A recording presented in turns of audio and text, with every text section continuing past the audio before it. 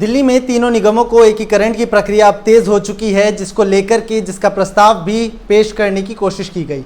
लेकिन अगर केजरीवाल सरकार की बात करें तो भाजपा पर निशाना साध रही है और भाजपा केजरीवाल सरकार पर निशाना साध रहे हैं। वहीं कांग्रेस भी इस बीच दूर नहीं है, वो भाजपा और केजरीवाल सरकार दोनों पर ही हमला करने का काम कर रही है। दिल्ली प्रदेश भाजपा के महामंत्री दिनेश प्रताप सिंह हमारे साथ इस वक्त मौजूद है। सर, आप पर आरोप लग रहा है कि इतने साल तक आप चुप क्यों थे और अचानक जब चुनाव नजदीक आया तो आपको एकीकरण याद आ गया? देखिए, इतने जब समस्या जब कोई उत्पन्न होती है तो उसके निराकरण पर सोचना पड़ता है।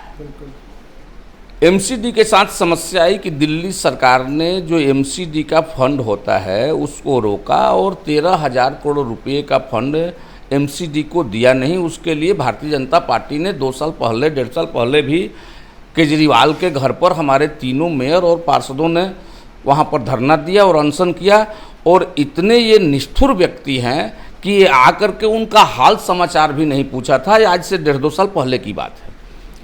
अंत में दिल्ली स्वस्थ रहे, दिल्ली स्वच्छ रहे, दिल्ली बेहतर रहे, इसको ध्यान में रखते हुए आज केंद्र सरकार ने ये फैसला किया कि दिल्ली को एकीकृत कर करके चुनाव कराया जाए। क्योंकि पूर्वी दिल्ली एमसीडी बहुत घाटे में चलती थी, वो अपने कर्मचारियों को पैसे नहीं दे पाती थी। साउथ दिल्ली की पोजीशन ठीक थी। तो जब सबको हम मिला करके काम करेंगे तो किसी कर्मचारी को और दिल्ली को बेहतर बनाने में कोई असुविधा नहीं रह जाएगी, इसलिए ऐसा निर्णय लिया गया है। दिनेश जी, लेकिन सवाल तो उठता है क्योंकि इन बीते 5 सालों की अगर मैं सिर्फ बात करूं तो एमसीडी के जो कर्मचारी हैं काफ़ी परेशान रहे, उनको सैलरी का मुद्दा लगातार उठाना पड़ा।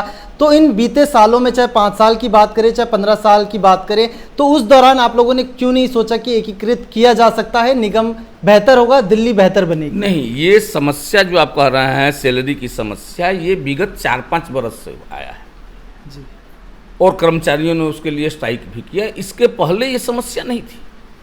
तो जब समस्या होती है तो उसके निदान पर चिंतन होता है और उसका निदान करना भी चाहिए।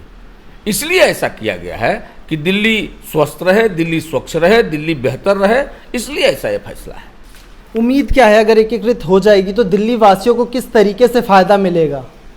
देखिए, जब एकीकृत करते हैं तो कमिश्नर एक होगा जी, मेयर एक होगा तो खर्चा वहां बच जाएगा जी।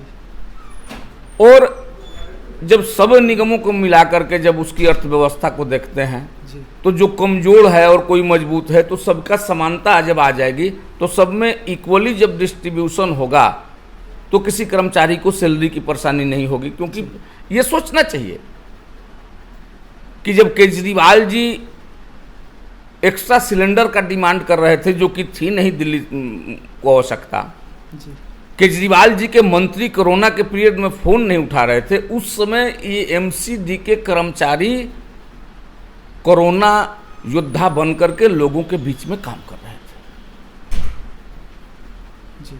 आपको कोई घटना होती है, कोई इरफान मरता है तो आप जाकर के 1 करोड़ रुपया अनाउंस कर लेते हैं। लेकिन कोई कर्मचारी यदि कोरोना से मरा तो क्या केजरीवाल जाकर के 50 लाख रुपया भी देने का वादा किया? ऐसा नहीं चलता है। बहुत सारे विषयों पर सोचने के बाद ये निर्णय किया गया है कि इसको एकीकृत किया जाए। अगर केजरीवाल साहब की रवैया और उनकी नीयत ठीक होती तो ये स्थिति ही पैदा नहीं होती। दिनेश जी, आखिरी सवाल, प्रक्रिया थोड़ी लंबी है एकीकृत की, तो कब तक चुनाव हो सकते हैं? चुनाव 18 मई तक एक लास्ट अंतिम तिथि है जो एक नए एमसीडी का गठन होना है। देखिए, अभी वो नया एक्ट है जी, उस पर कोई स्पष्ट जानकारी नहीं है। जब स्पष्ट जानकारी आ जाएगी वो भी हम आपको बता देंगे। शुक्रिया। तो दिनेश प्रताप सिंह हमारे साथ मौजूद थे, दिल्ली भाजपा के महामंत्री हैं। इनका साफ तौर पे कहना है कि दिल्ली वासियों और दिल्ली एमसीडी को सुधार करने के लिए एकीकृत करना बहुत ज़रूरी है। फिलहाल के लिए इतना ही। सनराइज न्यूज़ के लिए कैमरा पर्सन रोहित के साथ मैं विशाल, धन्यवाद।